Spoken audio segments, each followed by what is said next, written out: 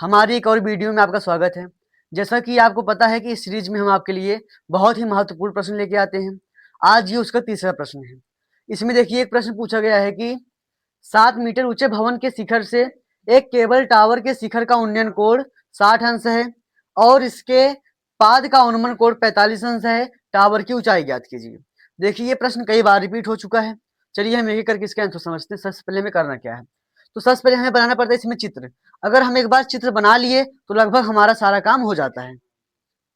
तो क्या कह रहा है कि एक 7 मीटर ऊंचे भवन के शिखर से एक केबल टावर के शिखर का उन्नयन कोण मतलब हमें ऊपर देखना पड़ेगा। यानी जब उन्नयन कोण बोलता है तो यानी जमीन और हमारी आंख से जैसे हम ऊपर देख रहे हैं तब जो कोण बनता है उसे बोलते हैं उन्नयन कोण। क्या बोलते हैं उसे, अभी समझाते हैं। जैसे मान लीजिए ये क्या है, 7 मीटर ऊंचा क्या है, भवन है, और फिर इसके सामने केबल टावर। अच्छा कह रहा है कि इसके शिखर से केबल टावर के शिखर का उन्नयन कोण मतलब हमें ऊपर देखना है। कहाँ देखना है, ऊपर। तो इसका मतलब टावर इससे क्या है, बड़ा है। फिर अच्छा तो कह रहा है कि 7 मीटर ऊंचे भवन के शिखर से केबल टावर के शिखर का उन्नयन कोण, ये क्या है, उन्नयन कोण। अच्छा अब हमें एक काम करना होता है, जहां से भी ये कोण बन रहा है वहां पर जमीन समांतर एक रेखा खींच लेते हैं। ये मान लो एक रेखा खींच लिए। ये कितना है, 60 अंश। कितना है, हमेशा जो कोण बनेगा यानी उन्नयन कोण बने या अनुमान कोण बने, ये हमेशा क्या बनता है, जमीन समांतर रेखा खींचेंगे हमेशा उसी के साथ बनता है। ठीक है। अब क्या कह रहा है कि इसके शिखर का उन्नयन कोण कितना है, 60 अंश है, तथा इसके पाद का अनुमान कोण कितना है। देखिए अब बोल रहे हैं पाद का अनुमान कोण, यानी हमें कहाँ देखना है, इससे यहाँ से नीचे देखना है। अच्छा शिखर ये यानी ये देखिए टावर है, इसका शिखर ये है, इसका पाद बिंदु कहाँ है, यहाँ है। तो कह रहे हैं इसके पाद का अनुमान कोण कितना है, इसके पाद का अनुमान कोण 45 अंश है। कितना है, तो देखिए हमें क्या करना है, इसके साथ यानी जमीन समांतर पहले एक रेखा खींचेंगे। ये रेखा पहले से खींची हुई है यहाँ पर। अब ये यहाँ से हम देख रहे हैं नीचे, तो इस जमीन और इस यानी जो हम देख रहे हैं इसके बीच जो ये कोण बन रहा है यही होगा क्या, हमारा अनुमान कोण। कितना है ये, 45 अंश है। कितना है, 45 अंश। ठीक है। अब हमें क्या बताना है, इस टावर की ऊंचाई बतानी है। इसको हम यहाँ से यहाँ तक क्या मान लेते हैं, पूरा यक्ष मान लेते हैं। क्या मान लिया, यहाँ से यहाँ तक यक्ष। अब अगर आप ध्यान दें तो यहाँ से यहाँ तक कितना है, ये 7 मीटर है। क्यों, क्योंकि जो रेखा खींची गई है ये वाली इसके समांतर खींची गई है, तो जितना ये होगा उतना ये भी होगा। अगर यहाँ तक 7 मीटर है तो यहाँ से यहाँ तक क्या बचेगा, पूरा यहाँ से यहाँ तक यक्ष था, इतना 7 है, तो यहाँ ये क्या बचेगा, पूरे में से 7 घटा दीजिए, क्या बच जाएगा यहाँ पर, यक्ष माइनस 7। चलिए हमारा काम हो गया। हम क्या करते हैं, इन दोनों जो भवन है इनके बीच दूरी क्या मान लेते हैं, इसको x मान लेते हैं। क्या मान लेते हैं, x मान लिए। अब हम करना शुरू करेंगे। तो सबसे पहले शुरू कहाँ से करेंगे, इसके पहले नाम रख लीजिए। ये मान लीजिए a हो गया, ये b हो गया, ये c हो गया, ये d हो गया और ये e हो गया। अब हम क्या करेंगे, सबसे पहले एक त्रिभुज ले लेंगे। कौन सा, a b c। क्या ले लेते हैं, a b c। या फिर हम क्या कर सकते हैं, ये भी ले सकते हैं। कौन सा, यहाँ देखिए अगर ये 45 है तो यहाँ भी 45 बनेगा, यानी हम इसको भी ले सकते हैं। तो क्या बन जाएगा ये, चलिए हम पहले ए डी ई लेते हैं। क्या लेते हैं, त्रिभुज ए डी ई से हमेशा हमें ये कोशिश करना है कि हम त्रिभुज वो लें जिसमें क्या हो, कम चर आए। कम चर मतलब, यार पर लैग मार तो कहा यार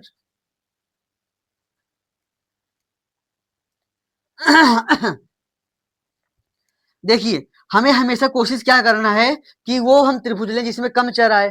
अगर हम ये वाला त्रिभुज लेते हैं तो इसमें यहाँ पे भी h आया और यहाँ से यहाँ तक दूरी x, क्योंकि देखिए ये x है तो ये भी x होगी, मतलब यहाँ भी यहाँ से यहाँ तक दूरी x है तो एक चर और आ गया, तो 2 चर साथ में हो गए। इसलिए हमें हमेशा वो त्रिभुज लेना है जिसमें चर कम आए। मतलब इसमें अगर एक बात करें, हमें अचर यानी संख्या दिया हुआ है और एक हमें चर दिया हुआ है, तो हम ये त्रिभुज लेंगे। अब अच्छा हम यहाँ बात ये आता है कि अच्छा कौन सा त्रिभुज है ये हमारा, ए त्रिभुज ए ई डी से। अब हम यहाँ कौन सा त्रिकोणमितीय अनुपात लगाएंगे, साइन लगाएंगे, कॉस लगाएंगे, टैन लगाएंगे, क्या लगाएंगे। तो जो हमें ये दिया हुआ है, ये आधार दिया है और ये लंब दिया है, तो हमें ऐसा त्रिभुज इस्तेमाल करना है जिसमें क्या है, आधार और लंब, या फिर लंब और आधार आए। तो 2 में आते हैं, टैन में आता है, कॉट में आता है। तो चाहे आप यहाँ पे टैन लगाइए, चाहे क्या लगाइए, कॉट लगाइए। तो क्या हो जाएगा यहाँ पर, टैन टैन थीटा बराबर क्या होता है, लंब बटे आधार। अच्छा थीटा का मान कितना है, 45 अंश। तो यहाँ क्या हो जाएगा, टैन 45 अंश बराबर लंब। लंब कितना है, लंब ये है, क्योंकि जहां कोण होता है, जहां से हमें देखना है उसके सामने लंब बनता है और नीचे आधार बनता है। तो लंब कितना है हमारा, 7 है और बटे आधार कितना है, x है। तो टैन 45 का मान कितना होता है, 1 बराबर 7 बटा x। ये बटे में इधर गुणम चला जाएगा, क्या हो जाएगा x बराबर 7, यानी x का मान क्या आ गया 7 आ गया। अब अगर आप ध्यान दें तो यहाँ से यहाँ तक ये दूरी भी कितनी होगी, यहाँ से यहाँ तक ये भी हमारी कितनी होगी, x ही होगी। क्यों? क्योंकि ये दोनों समांतर गई हैं रेखाएं, तो ये जितना होगा इसके बीच दूरी उतनी यहाँ भी होगी दूरी, तो ये भी x होगा।